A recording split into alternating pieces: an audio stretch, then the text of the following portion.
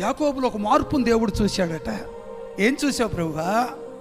ఒకప్పుడు తిరుగుబాటు చేసిన యాకోబు తిరుగుబాటును మానాడు. ఆమె ఏమన్నాడు?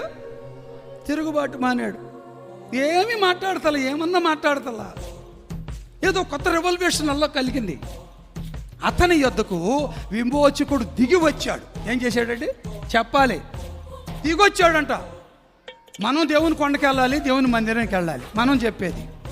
కానీ సర్వశక్తుడైన దేవుడు తిరుగుబాటు మానిన యాకోబు యొద్దకు దిగి వచ్చాను. ఆమె అంటే ఈ యొక్క పితరుల స్వాస్థ్యంలో యాకోబు ద్వారా మనం నేర్చుకోవలసిన అనుభవం ఏమిటంటే, ఏ ఒక్కరము కూడా తిరుగుబాటు స్వభావమును మానాలి. ఆమె మన పితరుడు మానాడు, రాజుగా పిలువబడ్డాడు. మనము కూడా మాని రాజుల వలె పిలువబడాలి. ఆమె దానికి కారణం తిరుగుబాటు స్వభావం. ఏం చేయాలి ఇప్పుడు మనం? మానేయాలి.